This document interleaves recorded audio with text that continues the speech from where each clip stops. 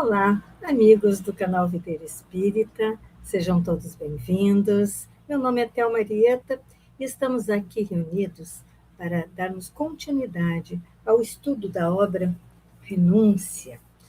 Esse livro, esse romance trazido a nós pelo Espírito Emmanuel através da psicografia de Francisco Cândido Xavier. E vamos então, para dar início ao estudo, ler uma mensagem do livro Palavras de Vida Eterna. Esse livro também foi trazido a nós por Emmanuel através da psicografia de Francisco Cândido Xavier. Hoje nós leremos a mensagem número 2, intitulada Cresçamos para o Bem. E Emmanuel destacou o versículo de João, no capítulo 3. O versículo é o 34, e nos traz as palavras de Jesus, que disse assim: porque aquele que Deus enviou fala as palavras de Deus, pois não lhe dá Deus o Espírito por medida. E Emmanuel faz as seguintes considerações. Observa a munificência, a generosidade das concessões divinas por toda parte. Enquanto o homem raciona a distribuição desse ou daquele recurso, Deus não altera suas leis de abundância. Anota na terra em torno de ti. O sol magnificente, grandioso, o sol grandioso, nutrindo a vida em todas as direções. O ar puro e sem medida. A fonte que se dá sem reservas. Tudo infinitamente doado a todos. Tudo liberalmente repartido. Qual ocorre as concessões do Senhor na ordem material, acontece no reino do Espírito. As portas da sabedoria e do amor jazem constantemente abertas, permanecem constantemente abertas.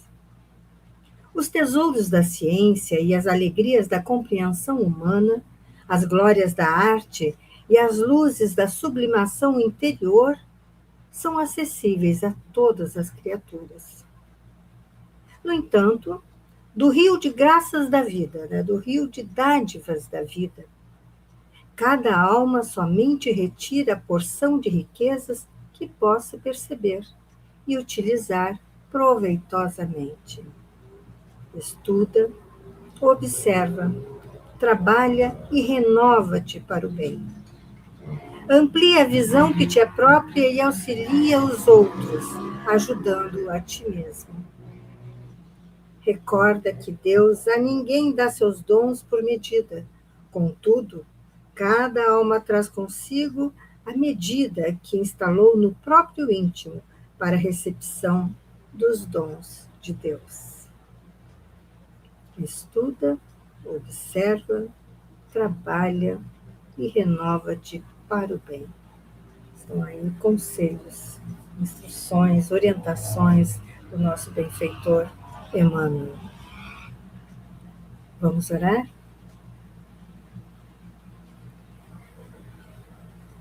Jesus, nosso Mestre amado, aqui estamos de volta, Senhor, para continuar a nossa leitura, as nossas observações do livro Renúncia. Sê conosco, nos ajudando a ampliar o nosso entendimento para absorvermos as lições que receberemos no dia de hoje. Obrigada, Senhor, por esta oportunidade de nos debruçarmos sobre este livro que nos trará tantos ensinamentos e que possamos observar as mensagens vindas nas linhas e entrelinhas do romance. Que assim possa ser, amado Mestre. Então, queridos, vamos fazer, como de hábito, aquele pequeno retrocesso, ao estudo anterior para nos situarmos na história. Então, no estudo anterior, conforme as minhas anotações aqui, Nós estivemos observando, né, nós vimos Pollux fazendo profundas reflexões. E depois o reencontro dele com Alcione, que é um reencontro tão esperado por ele, né, e que ele ficou tão feliz, né, ao vê-la. E ele, então, ele já se preparando para reencarnar. Esse é o momento que Pollux está vivendo, né? E ele, então, demonstra ali toda a sua fragilidade, a sua vitimização, né? Ele demonstra muita autopiedade, isso está realmente bastante fragilizado, né? E Alcione, no entanto, ela traz Pollux à realidade. Ela faz com que ele volte à realidade e mostra a ele a necessidade de se erguer, de parar de ficar como ele estava, né, assim, se lamentando e trabalhar. Vamos lá, em ação, né, tem que entrar em ação. Conta a ele da sua vontade de reencarnar na Terra para ajudá-lo, né, ajudar a ele, outros queridos, né, outros afetos que permaneceram na retaguarda, enquanto ela seguiu o seu progresso moral e espiritual. E ele, é claro, fica extremamente feliz, né? E então chega o momento em que Pollux atende ao chamado da reencarnação. Ele começa até a sentir algum mal-estar, sem compreender o que estava se passando, né? Mas se entrega ao sono no colo de Alcione. E ela, então, quando ele é levado, né, ela até recomenda a espiritualidade, né, que vem buscar por Pollux, que cuide dele com carinho, porque ele é um tesouro, né, um tesouro que pertence a ele. E então ela reforma, quando ele segue para a reencarnação, né, levado pelos espíritos, ela retorna para as altas esferas, né, de onde partiu. E conta com Antênio. Antênio é uma entidade angelical hierarquicamente superior a ela, né, a quem ela se reporta, né, e ela conta a ele de seu desejo de retornar à Terra. E Antênio, então, conversa muito com ela e a alerta, né, dos perigos, né, sobre os riscos dessa empreitada, né? Mas ela insiste nisso. Então, foi onde nós fizemos a pausa, né, nessa parte da história. Para quem tem essa edição do romance, no último parágrafo da página 26. Então, vamos lá. Então, Antênio fala a ela, né, das dificuldades, das questões que ela enfrentará, né, retornando a um planeta de provas e expiações, todos os riscos que isso traz, né? E ela, então, aqui segue o relato de Emmanuel, né? A jovem, Alcione, demonstrou no olhar sincero reconhecimento por semelhantes palavras de compreensão e exclamou: Anjo amigo, tenho tanto desejo de acariciar aquela que me foi mãe desvelada em outros tempos. Não será justo procurar assistir os que noutras eras me auxiliaram a penetrar as sendas da redenção? Houve, porém, Alcione, observou Antênio solenemente, tuas rogativas são louváveis e tuas aspirações são mais que justas, mas, assim como te aconselhei a advertir Pollux, devo também exortar-te por minha vez, né? Eu devo também persuadir-te por minha vez. Deves saber o volume dos trabalhos e responsabilidades que solicitas do mestre. Sim, replicou a jovem sem hesitação. Estou disposta a procurar minhas dracmas perdidas, se me o permitires em nome do Senhor. Já ponderaste nos obstáculos imensos? Lembra que o próprio Jesus, penetrando na região terrestre, foi compelido a se aniquilar em sacrifícios pungentes. Ele está trazendo a ela essa questão do que, se ela enfrentará estas questões, se Jesus enfrentou estas questões, imagina ela, né? Recorda que as leis planetárias não afetam somente os espíritos em aprendizado ou reparação, mas também os missionários da mais elevada estirpe.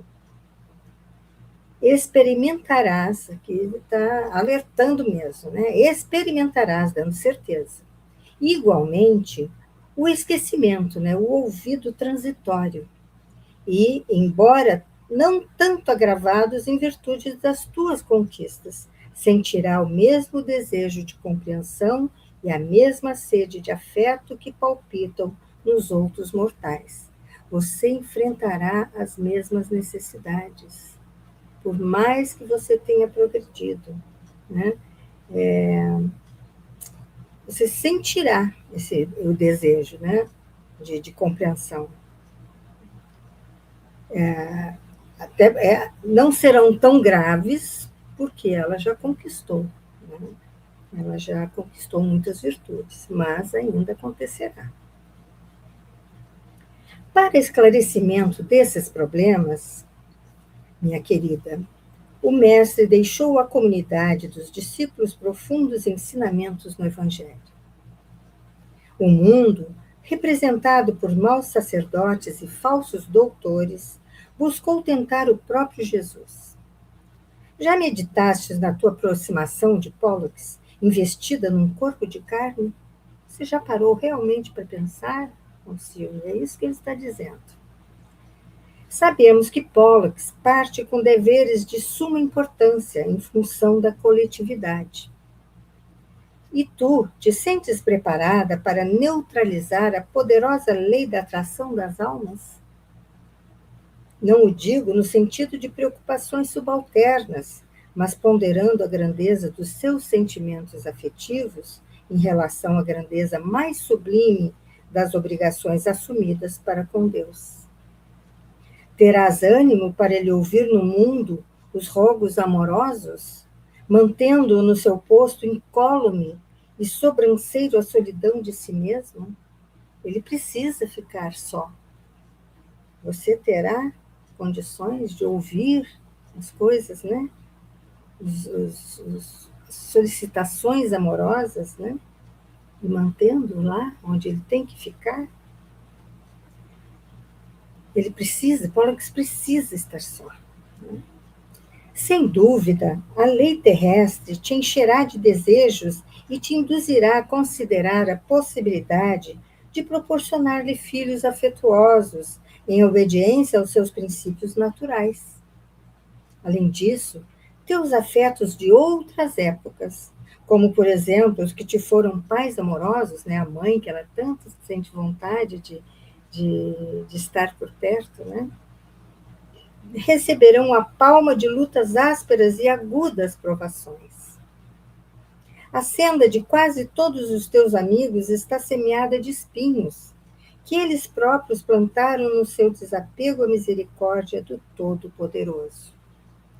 Sentes-te bastante forte para assumir tão grave compromisso? O compromisso que Alcione está querendo assumir, né, é de proteger a todos, de ajudar a todos, amparar a todos. Mas todos estarão vivendo suas provas e suas expiações, situações muito graves, que foram plantadas por eles mesmos, livre-arbítrio de cada um. E o que ele questiona é: você terá forças? Você conseguirá? Você é forte o suficiente? Conheço, continua Antênio, né?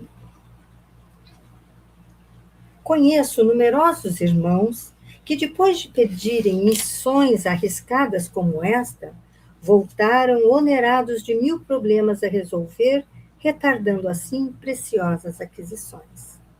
Então, ele alerta ela que há aqueles, já aconteceu daqueles que estavam acima, que tinham angariado virtudes, que haviam progredido muito, retornarem à pátria espiritual depois de uma encarnação como essa que ela está querendo, ponderando, né?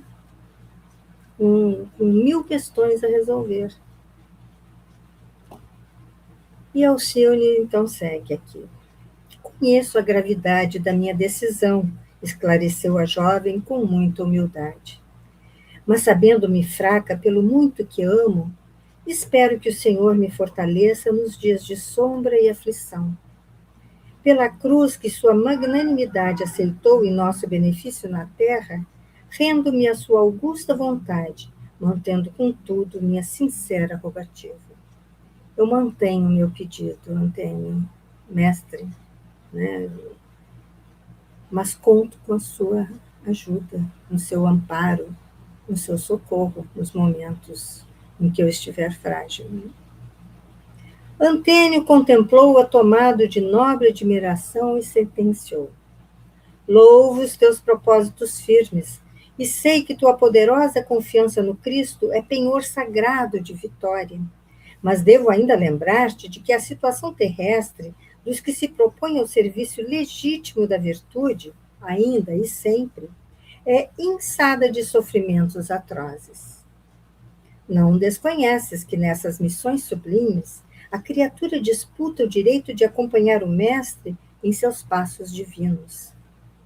O discípulo da verdade e do amor no mundo é alguma coisa de Jesus e de Deus, e a massa vulgar não lhe perdoa tal condição, sobrecarregando-o de pesados amargores, porque seus sentimentos não são análogos àqueles que a conduzem a incoerências e desatinos.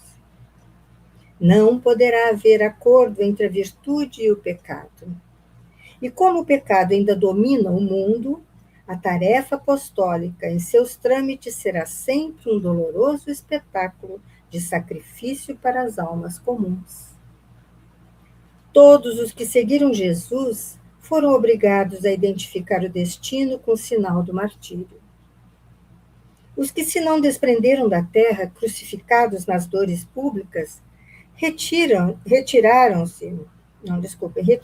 ao desamparo, esmagados pelos opróbrios humanos, caluniados, humilhados, encarcerados, feridos. É este, né? É esse o martírio, o testemunho, né? Raros triunfaram, conservando a serenidade e o amor imaculado até o fim. Ponderaste semelhantes experiências em que tua alma peregrinará por algum tempo, retalhada de angústias? Sim, querido amigo, refleti em tudo isso e estou resolvida ao testemunho, por mais cruel que seja o meu roteiro. Venturosa serás se puderes aceitar o sofrimento na terra dentro deste conceito, exclamou o mentor com grande tranquilidade. O homem comum, nos seus interesses mesquinhos, não considera a dor senão como resgate e pagamento, desconhecendo o gozo de padecer por cooperar sinceramente na edificação do reino do Cristo. Jesus, que vê o meu coração, disse Alcione, ensinar-me-á a transformar a tortura em cântico de graças e me auxiliará a esquecer as cogitações menos dignas do que me possam cercar os espíritos vulgares, relativamente ao trabalho porfiado e difícil da redenção e do engrandecimento da vida. Então, aqui o assunto aqui é fé, é certeza de que será amparada, né? De que será auxiliada. Porque Jesus vê o coração de Alcione, então ela confia, ela tem certeza de que será amparada. Antênio comoveu-se profundamente em face de tão valorosa resolução e respondeu afinal: pois bem, já que te firmas em propósitos tão altos e guardas todos os preceitos justos e imprescindíveis à situação, permito o teu regresso à terra, em nome do Senhor. Alcione transbordava de júbilo santo. A suave emoção daquela hora abria-lhe portas resplandecentes de esperança e alegria inexcedíveis. Considerando, disse o amoroso instrutor, que partirás não mais ocasionalmente, e sim para uma transformação sacrificial que exigirá muito trabalho e renúncia, ficas desde já desligada de tuas obrigações nesta esfera, a fim de te adaptares, vencendo as situações adversas das regiões inferiores que nos separam do mundo, no que precinto deverás gastar quase 10 anos terrestres. Então ela precisa, né, como ela é um ser de esferas mais altas, né, ela já atingiu um progresso muito significativo, ela precisa de muito tempo para se adaptar. Alcione, vertendo lágrimas de alegria e gratidão, aproximou-se, tomou a destra de Antênio e murmurou: Deus te recompense. Que a sua misericórdia te abençoe, exclamou o instrutor, acariciando dos cabelos.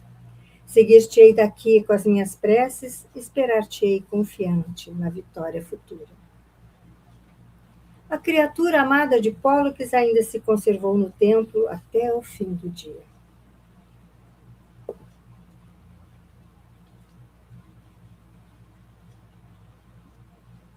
Ao crepúsculo, quando se despediam no espaço os raios de 3 sóis diferentes, em deslumbramento de cores, Alcione reuniu-se a numeroso grupo de amigos e orou com fervor, suplicando as bênçãos do Pai misericordioso. O firmamento enchia-se de claridades policrômicas e deslumbrantes. Satélites de prodigiosa beleza começavam a surgir na imensidade, envolvendo a paisagem divina num oceano de luz. É até difícil para a gente, né? Fotografar esse cenário, imaginar como realmente é. A carinhosa benfeitora osculou, né, beijou a fronte dos companheiros de serviço divino e partiu. Daí, em instantes, chegava ao templo pequena caravana de entidades jubilosas. Era a reduzida expedição que operava nas esferas de Sírios. Um dos seus componentes, depois de fitar a vastidão do céu, entrou no templo e, dirigindo-se a Antênio, interrogando: quem é o viajor que vai seguindo na direção das faixas negras? É Alcione, que se propôs novo trabalho entre os espíritos encarnados na Terra. Que dizes? Indagou, tomado de espanto. Alcione beberá novamente o cálice amargo de tamanha renúncia? São os sacrifícios do amor, meu filho, respondeu o preposto do Cristo, evidenciando compreensão e serenidade. Só o amor poderia compeli-la a permanecer ausente do nosso amado lar. Então, saíram todos para o jardim resplandecente que rodeava o santuário e, contemplando a figura luminosa que se afastava rumo às zonas obscuras, enviaram à abnegada companheira que partia para tão longa e perigosa viagem seus votos de confiança e amor em preces sinceras. E lá se foi Alcione, recebendo naquele momento em que partia todas as vibrações de amor e de cuidado, né, de confiança do seu mentor e dos demais que ali estavam, todos permanecendo em prece por ela, né? Realmente um momento bonito, sublime. E agora então, amigos, entramos no segundo capítulo, intitulado Anseios da Mocidade. No dia 7 de junho de 1662, Paris em peso não comentava outro assunto senão as esplêndidas festas populares do Carrossel, que Luís XIV havia improvisado em frente às Tulherias. Dizia-se que o rei estava perdidamente apaixonado por Luís de Lavalière e a festividade não obedecera a outro motivo senão homenagear a favorita, não obstante a reserva com que ambos se entregavam ao culto das relações afetivas. Então, temos aí um rei apaixonado e fazendo toda essa festa, né, em homenagem a ela, a sua favorita. Nas 2 noites precedentes, haviam assinalado ruidosas alegrias populares e animadas reuniões elegantes nos salões mais ricos da corte. Grande massa de forasteiros invadiu os hotéis, principalmente as famílias abastadas procedentes do norte e das cidades vizinhas, atraídas pelo espetáculo inédito do grande feito. Então, como da mesma forma que nos dias de hoje, né, existe alguma festividade popular em alguma cidade, vêm todos aqueles dos outros cantos do país, né, para participar dos festejos, vão ocupando os hotéis, as pousadas. Né? Dizia-se que o soberano mostrava-se agora mais acessível e generoso, né? São os poderes do amor. Né? Paris estava farta de guerras externas e recordava-se com temor das gigantescas lutas internas pelas atividades da Fronda. Terminara o período de influência do cardeal Mazarini, e o espírito popular banhava-se nos boatos de elevadas perspectivas e supremas esperanças.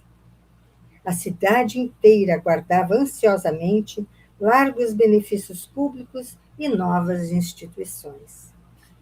Na tarde desse dia, compartilhando a alegria geral, 2 jovens passeavam de carro nas imediações da porta de Saint-Denis, entre os enormes movimentos da antiga vila, comentando as deliciosas emoções da véspera.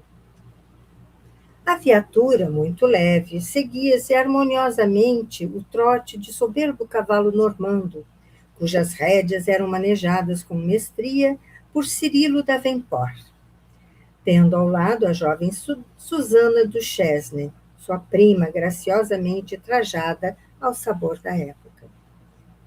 O pequeno veículo tinha o interior ornado de soberbas azaleias, colhidas pela jovem num jardim de Montmartre.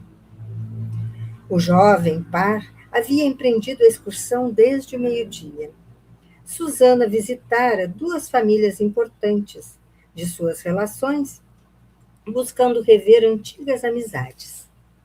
Entregara-se às mais alegres expansões junto do primo, que, embora correspondesse fraternalmente às suas manifestações afetivas, denotava agora preocupação inabitual, enquanto a jovem tagarelava, obedecendo aos costumes e caprichos de futilidade de todos os tempos. Não concordei com os adornos escolhidos para os salões de Madame de Choisy. A festa perdeu muito com aqueles enfeites coloridos e esvoaçantes. Não reparei bem, respondeu Cirilo, mergulhado noutras reflexões. Ele não estava ali preocupado com as flores, com as ornamentações, ele estava com as suas questões, fazendo as suas reflexões. Né? Fiquei cansadíssima de tanto ouvir confabulações atinentes à vida alheia. Sou avessa à maledicência, mas, como sempre acontece, não podemos ficar indiferentes aos eventos do ambiente social. Por isso mesmo, estou ansiosa de regressar à nossa paz de Blois. E como o primo não respondesse, muito vivaz e pauradora, né, faladeira, continuou. Já sabes como se processou a aventura amorosa do rei? Não. Luís, né, Luís XIV, né, não havia destacado a humilde descendente dos Leblanc entre as mulheres que frequentavam a corte, mas o fato é que começou a dispensar muitas simpatias a Henriqueta. Aqui temos uma nota de Emmanuel, Henriqueta Ana, de Inglaterra. Ele esclarece que essa Henriqueta mencionada aqui é Henriqueta Ana, de Inglaterra. Iniciaram-se os idílios carinhosos, mas a cunhada tratou de salvaguardar quantos antes a sua reputação de honestidade e começou a encontrar-se com o rei em companhia de Mademoiselle de Vallière, que era, então, do grupo de damas do seu séquito. Desse modo, afastava qualquer suspeita direta. Contra qualquer impressão menos digna, poderia-se dizer que Luís lhe frequentava um ambiente doméstico não com o propósito de avistá-la, mas para encontrar-se com a pobre menina. Foi nesse jogo que apareceu a mortificante situação que Henrietta não poderia esperar. Depois de breve gargalhada irônica, Susana rematava o comentário impiedoso. Luís apaixonou-se desvairadamente e temos agora o escândalo, que constitui o prato do dia para a voracidade das más línguas. Não conheces todos os detalhes, porventura? Ah, exclamou o jovem Davenport, revelando o propósito de modificar os rumos da conversação. O que não ignora é que o soberano é casado com a rainha. Ora, ora, a pobre dona do cetro é apenas uma vítima da política espanhola. Observando, todavia, que o rapaz se calava, Susana timbrou outra tecla das críticas sociais para chamar-lhe a atenção, dizendo: reparaste a Henriqueta lá no baile? As suas convidadas estavam escandalosamente vestidas. E nós vemos que anteriormente ela disse que não gostava, né, desses comentários, que ela não era afeita às maledicências, né? Mas está aqui. Ela insiste, ele não quer prestar atenção, não está nem aí porque ela está querendo dizer, está pouco se importando, mas ela insiste, né? O moço fez um gesto de enfado e replicou: quase não me detive no exame dos trajes. Entretanto, dançaste todos os números. Renovando a apreciação acerada, prosseguiu: Henriqueta coloca em dificuldade a todos nós que temos alguma ligação com as ilhas. O que posso afirmar é que seu temperamento seria outro se tivesse alguns princípios da educação irlandesa. Mas a pobre princesa muito sofreu na infância, talhou Cirilo, advogando-lhe a causa, né, defendendo, né? Essa circunstância, contudo, não deveria ser uma razão para conduzi-la a tantas leviandades. Julgo que o sofrimento deve servir para temperar o caráter do outro modo. Todavia, observou o rapaz, ela é atualmente casada. A análise de suas atitudes deve ser tarefa privativa do marido. Ora essa, e supões acaso que Monsieur Felipe está aparelhado para impor a educação espiritual de que precisa? Aqui há uma nota de Emmanuel. Quem é esse Felipe? Né? Felipe de Orleans, irmão de Luís XIV.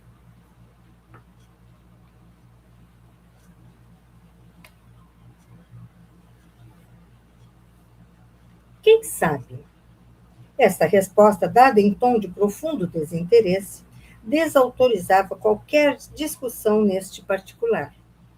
Reconhecendo, Susana fez longa pausa e absteve-se de novos comentários. Finalmente, ela percebeu que aquela falação toda não estava agradando, né?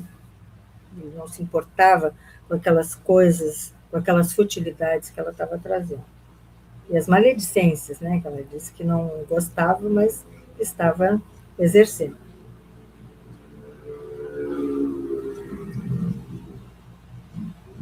A elegante viatura voltou do seu longo trajeto, dirigiu-se para a rua Barillery, na ilha, onde estacionou por minutos à frente de uma casa comercial, e depois tomou o rumo da antiga rua de Saint-Denis, levado ao trote do magnífico animal. Decorrido algum tempo, a moça retomou a palavra, dando conta da sua inquietação feminina. Não desejarias ir conosco mais logo ao teatro de Petit Bourbon? Não, não. Hoje não me sinto disposto a aderir ao programa do Sr. Molière. A carruagem aproximara-se da velha ponte de São Miguel sobre um braço do Sena. O crepúsculo ia um tanto adiantado, mas estava embalsamado de perfumes primaveris. Ventos suaves farfalhavam a copa florida de duas grandes árvores próximas. Impressionado, talvez, com a sugestiva beleza da tarde que se vestia no imenso anil do céu, o jovem Davenport fitou a companheira com expressão diferente e falou: Susana, tenho a alma de tal modo repleta de sensações ignoradas para mim que muito desejaria abrir o coração a quem me compreendesse. Não quero, porém, comentar os assuntos da corte nem de teatro. Necessito de palestra espiritual que traduza o que sinto, encontrando quem me entenda. Que me interessa o desvio do rei ou a comédia que conquista a atenção dos mais fúteis? A companheira ruborizou-se, vermelha, né? O rosto vermelho. Apertou disfarçadamente o seio, onde o coração batia descompassado. Há quanto tempo esperava aquele minuto adorável que lhe permitisse examinar com Cirilo a intensidade do seu afeto. De muito cedo, habituara-se a admirá-lo como a personagem dos seus sonhos de mulher, e não era segredo em família o projeto de uma união pelos elos conjugais. Ambos haviam nascido na Irlanda, mas sua mãe, que era francesa, obrigara o genitor a transferir-se para o país de origem. Havia muitos anos. Susana, porém, nunca perdera o contato com a terra do seu berço. Não obstante as dificuldades naturais da época, visitava periodicamente a terra que a vira nascer. Acabava de atingir os 20 anos, enquanto Cirilo orçava pelos 25. Os dois bem jovens, né? Não seria, então, o momento azado para realizar o sublime ideal? É verdade que sempre aguardara ansiosamente do primo as primeiras declarações de amor, a fim de entreter com mais segura esperança os seus deliciosos projetos de ventura. Ela esperava que o primeiro passo viesse dele, não é? Cirilo, todavia, jamais se manifestara a tal respeito. Ela sabia, contudo, justificar-lhe as reservas expansivas pelas singularidades de temperamento que o caracterizavam. Embora jovial e sincero, enérgico e impulsivo, era muito discreto nas questões da palavra. Raramente prometia, porque após o compromisso materializava as declarações fosse como fosse, pelo mal ou pelo bem. Quer dizer, era um homem de palavra. Então, ele tinha muito cuidado, né, nas promessas. Susana passou em revista todas as conjecturas e julgou-se dona de uma situação favorável. Aliás, estava certa de que o primo, após desligar-se dos serviços que o retinham em Sorbonne, demandaria a Irlanda, onde a família o aguardava, cheia de esperança, para os enormes trabalhos da propriedade rural de que seus pais e irmãos se mantinham. De olhos fulgurantes, a jovem respondeu entre satisfeita e comovida. Acaso poderia supor que te não compreendo? Fala, Cirilo. Não desejarias gozar um pouco desta amenidade vespertina? Paremos o carro. Sentemo-nos ali perto da ponte alguns minutos, vendo deslizar as águas mansas. O rapaz obedeceu sorridente e satisfeito. Abrigou a carruagem num posto próximo e, dando o braço à companheira graciosa, dirigiu-se para os bancos de pedra que se localizavam nas extremidades da construção muito antiga. Tinha os olhos escuros mergulhados numa onda de paixão dominadora. Susana, disse, tomando-lhe a destra em atitude fraternal, como quem busca um refúgio. Nunca experimentei no coração o que sinto agora. Minha alma está cheia de sonhos e esperanças sublimes. Ah, o amor é o generoso vinho da vida. A jovem fizera-se muito pálida.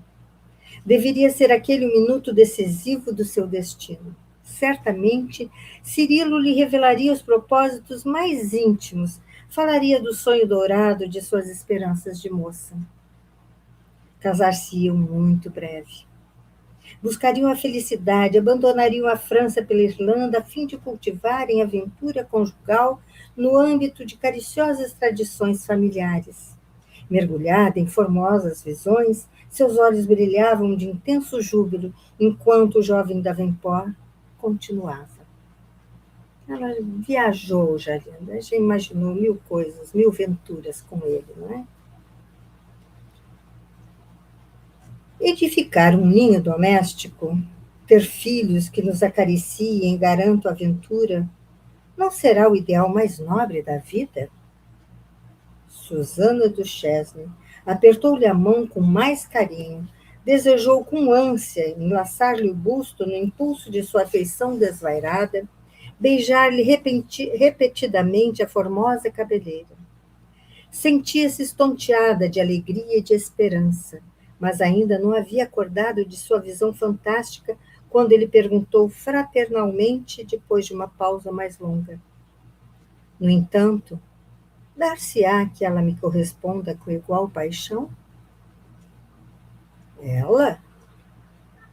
A pergunta vibrou estranhamente aos ouvidos da jovem, que se esforçou para dominar as primeiras impressões de assombro. Outra mulher, então, disputava com ela o mesmo sonho de amor? Monstruoso ciúme corrompeu-lhe as emoções mais gratas. O coração fechara-se-lhe de súbito. Não suportaria semelhante afronta.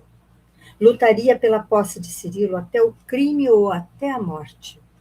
Para isso, seguira-lhe os passos como sentinela fiel desde a infância, e aos seus olhos o título de esposa deveria pertencer-lhe como patrimônio inconteste. Verificando, contudo, que o primo observava com estranheza a demora da resposta, cobrou alento em situação tão difícil e replicou: Ela? Ignora a quem te referes, querido. Explica melhor para que te possa compreender. Madalena Villamil, esclareceu o rapaz arroubadamente. Agora vamos fazer uma pausa aqui, né? Susana, desde o momento que ele falou que gostaria de abrir o coração, de ter alguém com quem dividir os seus sentimentos, os seus sonhos, né? Ela montou todo um cenário. Então, quando surgiu esta rival, em poucos instantes surgiu diante dela uma rival que acabou com ela. Ela não imaginava que aquilo pudesse acontecer, ela achava que ele estava falando dela, Susana. E agora, essa rival tinha um nome: Madalena Villamil. Ah, agora tinha na modulação daquelas duas palavras a chave da questão que se lhe figurava aos olhos um profundo enigma. Identificar a grande e natural inimiga. Não lhe perdoaria nunca. Vejam aqui, já a tratou como inimiga e que já prometendo que jamais haveria de prometê-la, como se ela fosse culpada de alguma coisa.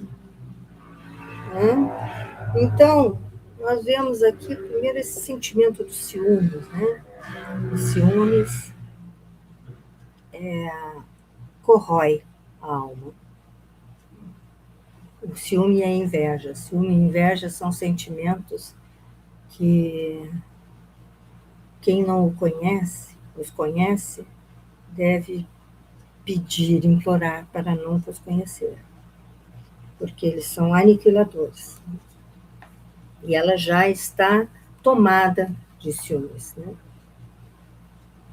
Subjugada por enorme desespero íntimo, ela já está mal. Né? Esse é o ciúmes.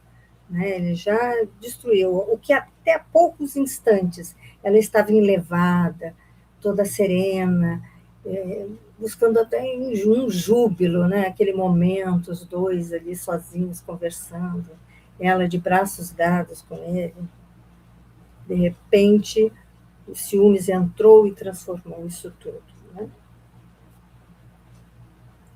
Subjugada por enorme desespero íntimo, recordava que fora ela própria quem apresentara ao primo a jovem amiga, em vésperas das famosas festividades parisienses. Notou que ambos haviam demonstrado recíproco interesse, que desde então palestravam animadamente em todas as oportunidades, mas jamais pudera imaginar a possibilidade de uma aproximação afetiva de tamanhas consequências. Então, ali, para piorar a história, ela foi quem apresentou a amiga. Então, Madalena Villamil é amiga dela. E ela apresentou a Cirilo. Somente aí percebeu o interesse de Cirilo pela companhia de Madalena nos bailados da véspera. Tinha a impressão de que ainda estar vendo com aquela atraente fantasia espanhola que chamara a atenção de pessoas eminentes da corte. No quadro da imaginação superexcitada, não mais a considerava associada fraternal de passeios e diversões, mas adversária perigosa que urgia afastar do caminho. Então, agora a grande amiga se transformou naquele ser que ela não quer por perto, que ela precisa mandar para longe, afastar de alguma maneira, e rápido. Conhecera numa visita que Madalena fizera em companhia do pai, velho fidalgo espanhol arruinado, ao formoso e tradicional palácio da antiga corte francesa em Blois.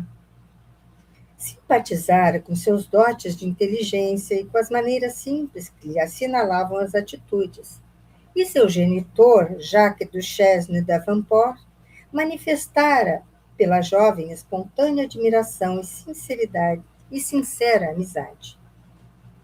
Não somente pelas afinidades naturais, mas também no intuito de agradar o coração paterno, dedicado e carinhoso.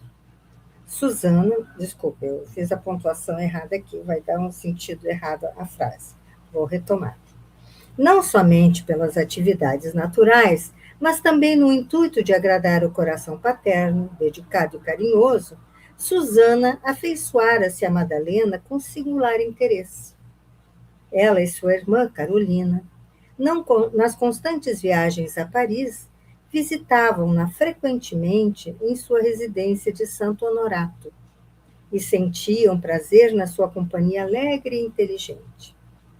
Desde aquele instante, porém, a moça Villamil estava condenada à sua aversão cruel. A aversão cruel. Já tinha dado a sentença. A amizade nobre convertia-se em ódio instantâneo e perigoso. Ódio sempre é perigoso, não é? É verdade que Madalena não podia saber das cogitações do seu íntimo, mas Susana não conseguia deter a onda de pensamentos outrizes que, num instante, lhe invadiam a mente, apossando-se impiedosamente do seu coração. Então, aqui temos uma explicação, né, sobre essa palavra em comum para nós. Outrizes seriam vingadores. Então, ela estava com uma onda de pensamentos vingadores. Ela já estava maquinando coisas, né, o que fazer para afastar Madalena Villamil do seu caminho. Recordas, acaso, daquela derradeira melodia aragonesa que Mademoiselle Villamil executou ao cravo com tanta graça?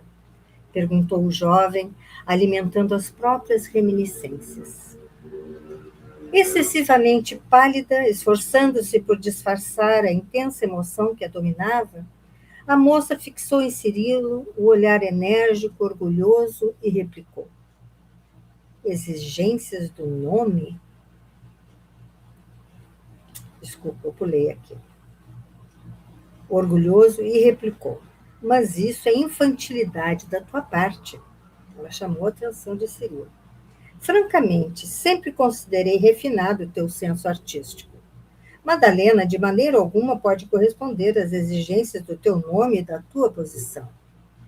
Exigências do nome? Respondeu o rapaz, mostrando-se agitado. Julgas então que me case em obediência aos outros, em desacordo com as minhas inclinações? Não é bem isso, retrucou a moça, compreendendo a firmeza de resolução que defrontava. Não quero dizer que ela desmereça inclinações afetuosas, mas não concordo que seja a criatura indicada a tomar-te a mão de esposo. Por quê? Perguntou o jovem mal-humorado. Desejarias, porventura, que te aprovassem o casamento com uma pobretona espanhola, nascida nos confins de Granada? Olha o poder das palavras, né? Em uma frase, ela desenhou uma Madalena Villamil sem nenhum valor. Desejarias, porventura, que te aprovasse o casamento com uma pobretona espanhola nascida nos confins de Granada? E se alguém afirmasse que somos irlandeses dos confins de Belfast, seríamos por isso menos respeitáveis? Susana mordeu os lábios, revelando cólera profunda, e respondeu: Cirilo, onde colocas o altar sagrado da família? Que há para que te mostres tão desinteressado em face de nossas tradições familiares? Apresentei-te Madalena há poucos dias, mas não podia acreditar se engendrassem em teu espírito laços tão perigosos e detestáveis. Adotei-a como amiga íntima em vista da profunda simpatia do papai, a quem nunca cessarei de agradar, em obediência ao amor e gratidão que lhe consagro. Nossas afinidades, no entanto, não vão além disso, porquanto não lhe reconheço qualquer destaque justo para o quadro de nossas relações. Como afirmei, trata-se de uma predileção de papai, mas não terminou, porque o rapaz, emitindo um olhar mais duro, cortou-lhe a palavra nestes termos: Não acuses Susana. Sempre atendi a meu tio, antes que a meus... Não acuses, Susana. Sempre atendi a meu tio, antes que a meus próprios pais. Conheço-lhe o bom senso e não posso permitir. Desta vez, no entanto, foi a jovem que, ponderando a inconveniência da discussão acalorada, aproveitou-se da pausa espontânea, sentenciando contrafeita.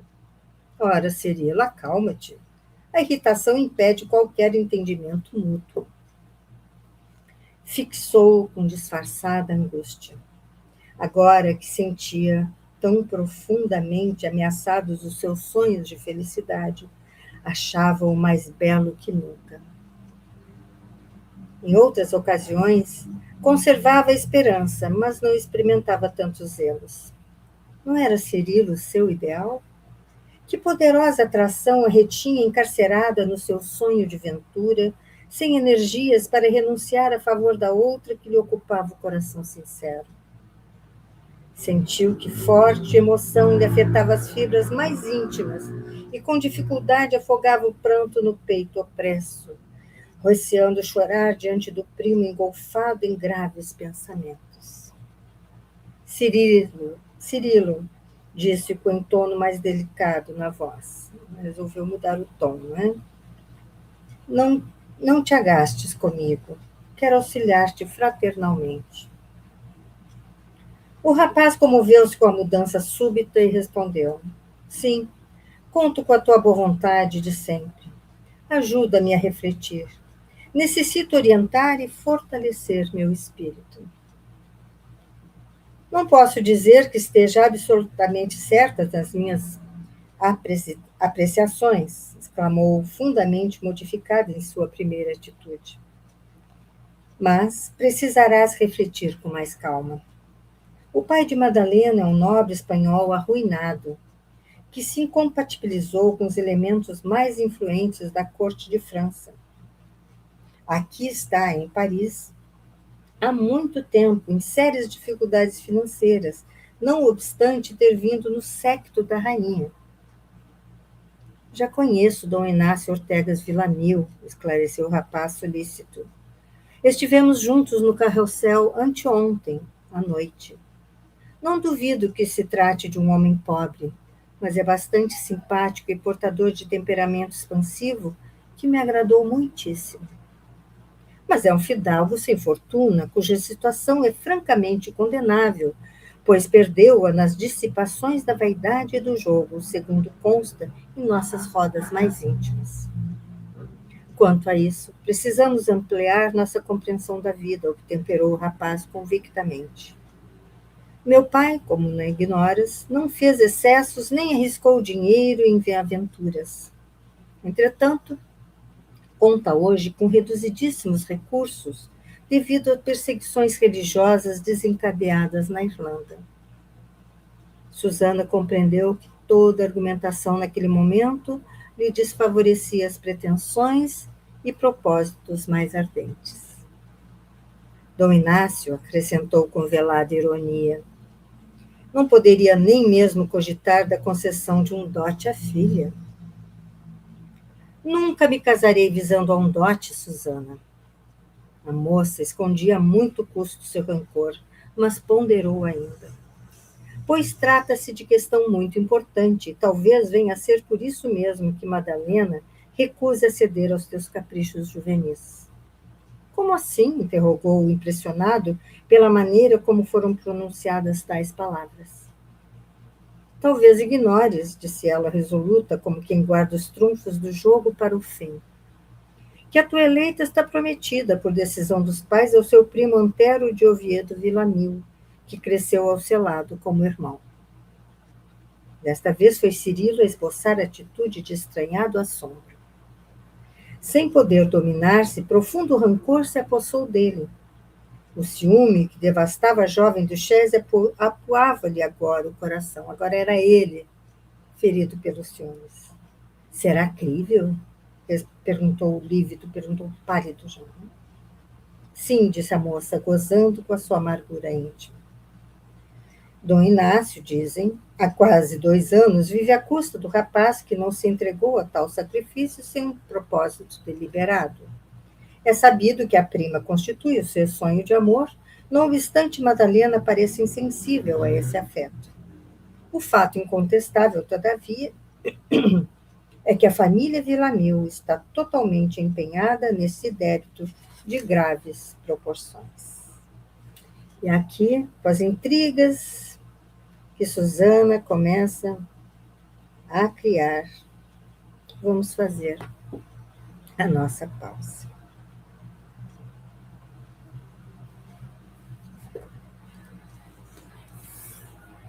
Os ciúmes, né? Os tormentos que ele traz. Vamos orar? Senhor de nossas vidas, amado Mestre, obrigada pela oportunidade de nos aprofundarmos nestas existências, desses espíritos que abrem seus corações para que aprendamos, que possamos ver como as intrigas nascem, como o ciúmes faz mal, como o ódio encontra morada, tão logo as nossas vibrações cedem. Que possamos, Senhor, refletir sobre os ensinamentos de hoje, contando com a Tua presença em nossos dias, nos protegendo, nos amparando, nesta semana que nos separa de nosso próximo encontro de estudo. Se conosco, amado Mestre, hoje e sempre, graças a Deus.